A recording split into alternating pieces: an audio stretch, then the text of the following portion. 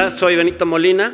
El siguiente ponente es un gran innovador, alguien que ha empujado los límites de la cocina al más allá, una persona que es considerada uno de los, ahora sí que precursores de la cocina molecular en Estados Unidos, quitándole también mucha formalidad a lo que eso significa. Ganador del James Beard Award en la ciudad de Nueva York en el 2013, después de 10 nominaciones, entonces el que persevera alcanza. Es un verdadero honor. Welcome to Mexico, Wiley. It's a pleasure. Wiley Dufresne.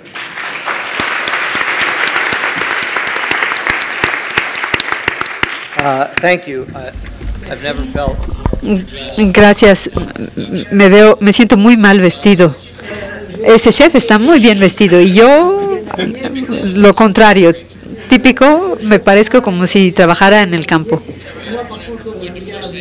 Bueno, primero quisiera agradecer a Enrique y a su equipo por haberme invitado. Nunca había venido a México.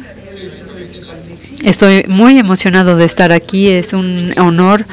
Enrique y su equipo han sido una maravilla. He tenido la oportunidad de conocer a algunos de los grandes chefs de México y su hospitalidad y su calidez es realmente impresionante. Espero poder pasar más tiempo con ustedes más tarde. Me han estado hablando de un pedo. Creo que me van a explicar a qué se refiere eso más tarde. Entonces, les agradezco mucho la oportunidad. Entonces, hoy les voy a hablar acerca de la creatividad. Tengo algunas imágenes y son 20 platillos de los dos restaurantes que tenía, WD50 y Alder, que son simplemente para distraerlos de lo que voy a estarles diciendo. Cuando hay que pensar acerca de la creatividad, uno piensa en qué dirección debe de tomar. Guillermo dijo que es importante que nos podamos criticar, que nos podamos ver reflejados en el espejo. Y esta idea me la reiteró mi mujer cuando me dijo, ¿y por qué no les hablas acerca del negocio de la creatividad? Porque no has tenido mucho éxito en eso. Lo dijo de una manera mucho más tierna, porque es linda ella. Pero sí, es cierto. Me he visto obligado a cerrar 2 restaurantes en los últimos 6 meses y ya me ha llevado a mucha reflexión. Primero me pregunté qué me falló, qué hice mal.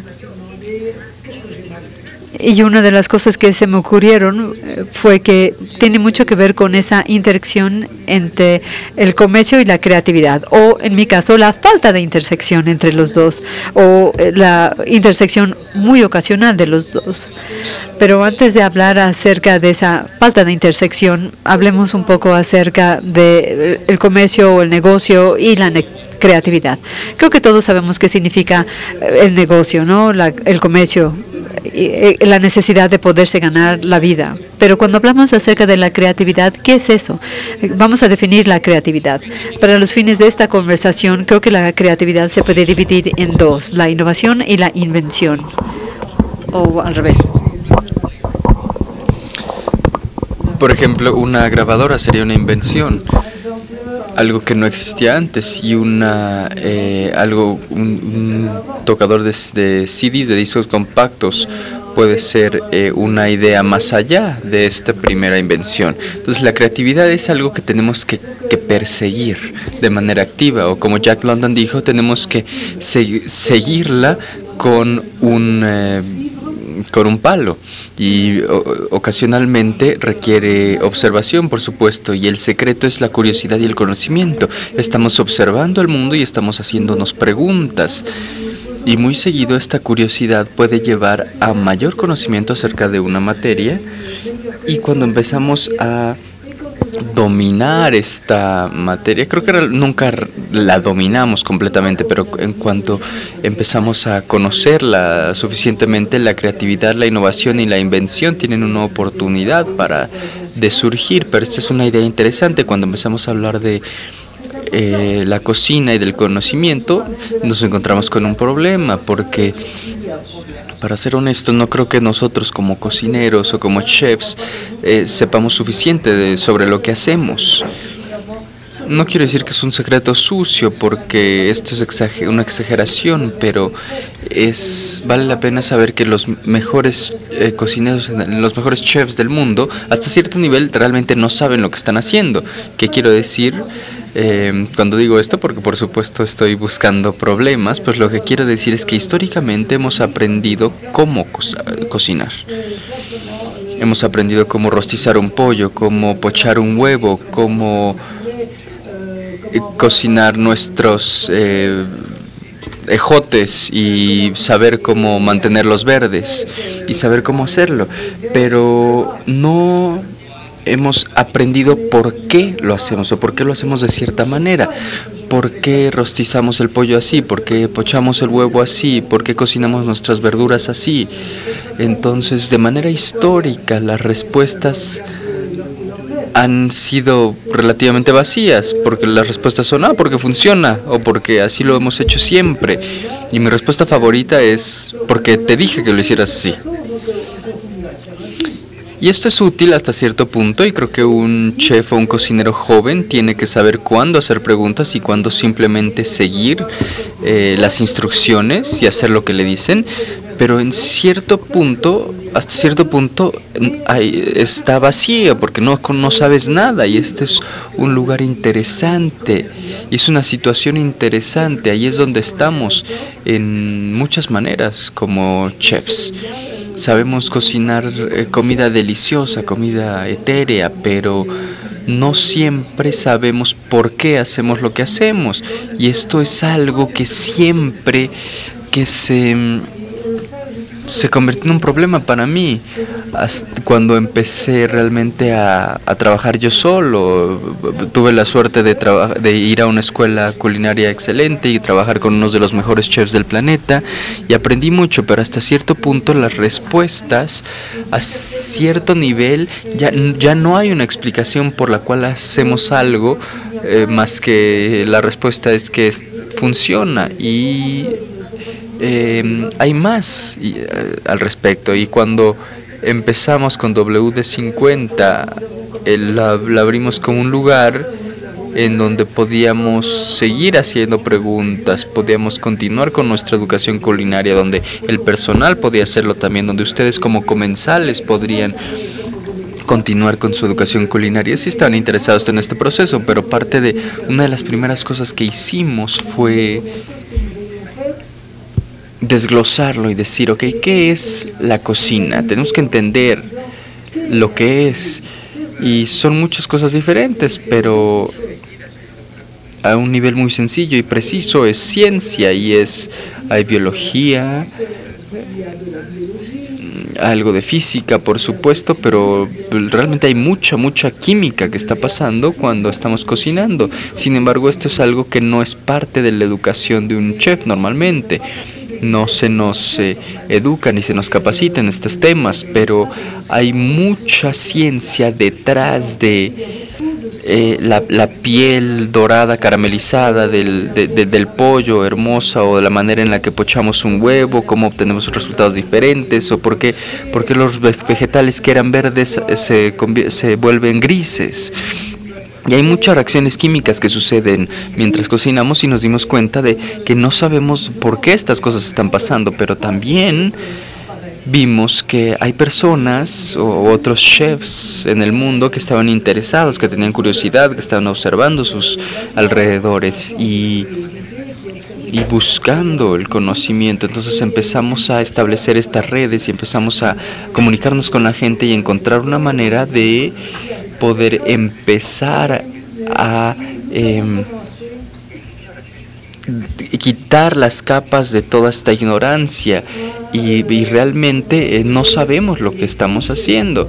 Y vamos a regresar un momento, tal vez hace 20 años, porque realmente sin este conocimiento no podemos ser completamente creativos, pero hace 20 o 25 años Vimos una explosión en las cocinas del mundo con personas que tenían curiosidad de entender qué es lo que estaba pasando y entender la ciencia de la cocina. Y de ahí hemos visto una gran cantidad de creatividad en todo el mundo. Y ha sido muy emocionante porque empezamos a hacernos preguntas y empezamos a recibir respuestas. Y nos pusimos a nosotros mismos en una posición mejor para una mejor oportunidad, porque tomamos este conocimiento y le aplicamos la creatividad. Y cosas sorprendentes pueden pasar, y no solo eso, lo importante es que estamos aprendiendo, seguimos aprendiendo. Esta es una de las grandes cosas de cocinar, es que nunca va a terminar, nunca vamos a entenderlo todo, nunca vamos a saberlo todo, vamos a seguir aprendiendo. Y esta es una de las grandes cosas acerca del cocinar, que es una oportunidad sin fin para educarnos. Y esto es lo que es emocionante.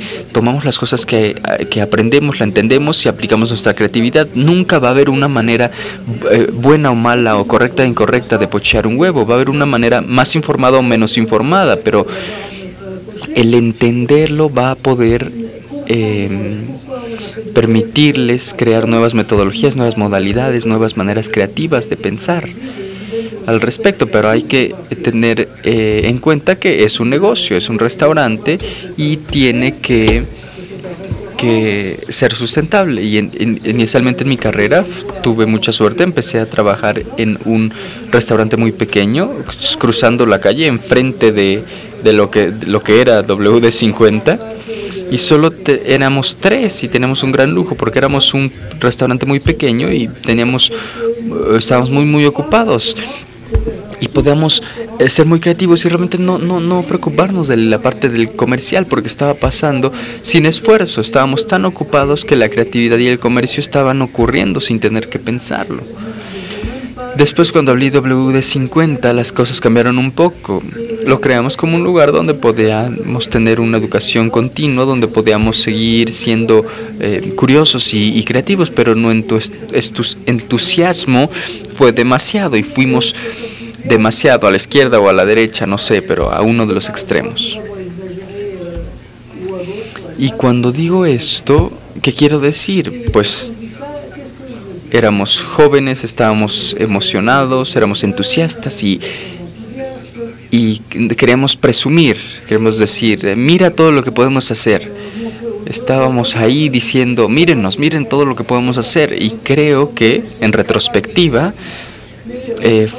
fuimos demasiado lejos. No estábamos tratando de ser provocativos solamente por ser provocativos, pero no, estábamos emocionados, estábamos muy emocionados. Venía de un buen lugar, estábamos haciendo comida que creíamos nosotros que era deliciosa. Pero mucha gente se empezó a ir porque empezamos a hacer muchas cosas que la gente no veía, porque venía toda esta información y tecnología que entraba a la cocina. Entonces estábamos creando cosas, haciendo tallarines de camarón, y muchas personas decían, ¡ay, me encanta! Pero las otras personas decían, los tallarines no deben estar hechos con camarones. Y nos resistimos y estábamos haciéndolo con la mejor de las intenciones, y éramos parte de un movimiento muy grande, y éramos parte de una época muy emocionante donde realmente por primera vez los chefs estaban recibiendo un gran flujo de información de todos lados, y era el principio de la era del internet, y empezábamos a entender cosas y entender la cocina más a profundidad. Veíamos más equipo, más tecnología, y era emocionante y podíamos aprender. Quiero decir, yo ya había ido al templo de Michel Bras y me quedé ahí un par de noches, pero ahora con internet podía ver lo que estaba haciendo más rápido y más rápido. Podía ver qué estaba haciendo Heston Blumenthal, todas las cosas que tienen los chefs en España, y creo que en cierta manera nos enredamos mucho en eso de una manera maravillosa y muy entusiasta, pero tal vez no fue la mejor decisión de negocio y estábamos haciendo cosas que no estábamos pensando de manera holística, estábamos pensando en ser creativos y simplemente ser creativos. Y necesitábamos disminuir un poco el ritmo porque tuvimos años muy difíciles. Los años 3, 4, 5 y 6 fueron muy difíciles en WD50, y era difícil porque creo que lo que habíamos hecho con nuestro entusiasmo por lo nuevo es que no vimos el panorama general, y tal vez el darle a las personas, no les dimos a las personas una experiencia lo suficientemente cómoda como lo pudimos haber hecho. Y entonces empezamos a tratar de entender y de pensar en las maneras en las que nosotros estábamos cocinando y cómo estábamos siendo creativos y qué estábamos haciendo cuando estábamos creando los platillos y cómo tal vez podíamos aprender de nuestros sistemas y ser ligeramente más exitosos. Entonces lo que hicimos es que nos dimos cuenta de que tenemos principalmente dos maneras en la que estamos desarrollando platillos. Una, estamos tomando algo muy familiar y presentándoselo al comensal de una manera no familiar, o tomando algo poco familiar y presentándoselo al comensal en una manera familiar. ¿Qué quiero decir? Algo familiar. Estamos tomando una hierba de nuestra tradición y tomando un bagel con queso crema y cebollas moradas y salmón ahumado o huevos Benedict. Todas esas cosas muy tradicionales se las estábamos dando en Nueva York y las estábamos cambiando a cosas completamente diferentes para que cuando se lo sirviéramos, en vez de un bagel con queso crema y cebolla morada y salmón ahumado, era un pequeño disco que parecía un bagel pequeño, pero de hecho era una bola de helado. Parecía un bagel porque lo moldeamos, lo pintamos, pero cuando lo tocaban era helado, y con eso tomamos el salmón ahumado, lo deshebramos, lo cocinamos muy lentamente con una técnica antigua japonesa, le pusimos el queso crema, los deshidratamos toda la noche y después tomamos unas cebollas moradas y las conservamos. El queso crema normalmente era suave y esto era crujiente, y el salmón parecía fibra de vidrio, que no es algo que se les antoje mucho, pero así lo puedo describir, con todos estos como cabellos rojos, y estábamos tomando algo muy familiar y se los estábamos dando de una manera poco familiar, pero cuando lo ponen en su boca, lo que sea, el bagel, el queso crema, el salmón ahumado y las cebollas moradas, podían tener esa misma experiencia emocional, ya haya sido que lo probaron ayer o en su niñez. Y lo mismo pasó con los huevos Benedict, que fue un platillo muy popular para nosotros, y jugamos con este concepto, era muy divertido, había mucho descubrimiento, las personas estaban disfrutándolo. Pero ahora del otro lado también podíamos tomar lo poco familiar y entregarlo de manera familiar. ¿Qué quiere decir esto? Tomaríamos la cena, el prototipo de la cena americana, el almidón, la proteína, y lo ponemos en un platillo. Tal vez eran cosas que parecía que no iban juntas, alcachofa, un puré de coliflor y aceite de almendra y una salsa de chocolate blanco y aceitunas verdes con robalo. Y decías, lo entiendo porque tengo mi proteína, mi salsa, mis vegetales y mi almidón o mis carbohidratos. Y las personas lo aceptaron por un tiempo, y así es como nos dimos cuenta que estamos siendo muy exitosos en estos enfoques, con estos enfoques en el restaurante, y que las personas podían, seguían yendo al restaurante, y eso fue de gran utilidad para nosotros. Pero al mismo tiempo yo estaba cometiendo errores, porque yo creo que si hacemos algo bien y estaba creado, yo lo que creía es que el negocio iba a seguir eso, que la creatividad era lo que lideraba y el comercio era lo que seguía la creatividad, y fue un defecto muy grande. Conforme por supuesto estoy sentado aquí en buena compañía, pero ya sin restaurantes. Y de lo que me di cuenta es de que todos los chefs tienen que encontrar un equilibrio. No solo yo en el futuro, sino que todos tenemos que encontrar un equilibrio entre los dos. Porque si no, la oportunidad de ser creativos se va a esfumar, porque si no pueden hacer que su restaurante sea viable, en cierto punto su creatividad se va a marchitar. Y lo hicimos por 12 años en WD50, hicimos un restaurante impresionante y la cantidad de información que recibimos, que aprendimos fue muchísima, pero todavía nunca encontré un punto en el que podemos hacerlo funcionar, y en algunos años nos iba bien, en otros no tan bien. Pero es porque estamos tratando de ser demasiado creativos hasta cierto punto, y me di cuenta conforme fui envejeciendo, vi que tenía que ser más inteligente, porque las personas no quieren ser cacheteadas en la cara con esta creatividad, pero si se los puedes entregar de una manera más subconsciente, las personas van a ser más receptivas. Y ahí es donde entró Alder. Alder es un restaurante que abrimos hace un poco más de 2 años y medio, y todavía podíamos ser muy creativos, pero no sería con algunas de estas cosas, sería algo más sencillo, más entendible. ¿Cómo podemos tomar una hamburguesa con queso y aros de cebolla y aplicar nuestra creatividad? Y era maravilloso y pudimos satisfacer nuestras necesidades de muchas maneras, pero aún así cometimos varios errores. Un restaurante es un negocio, y para que continúe, para tener un lugar donde puedan practicar su arte, tiene que funcionar. Y nos equivocamos con la ubicación. La ubicación no apoyaba lo que quisimos hacer, y desafortunadamente tuvimos que dejar que cerrar el restaurante. De hecho, lo estamos vendiendo, si alguien está interesado. Si Máximo tal vez quisiera regresar a Nueva York. Entonces, de lo que nos dimos cuenta es que necesitamos una visión más holística, un lugar que fuera viable económicamente, pero tal vez también un lugar donde la creatividad pudiera florecer, porque no hay muchos comensales realmente conocedores en Estados Unidos que digan sí, vamos a hacerlo. Vamos a ir independientemente de lo que nos ofrezcan. Así no es como funciona. Entonces,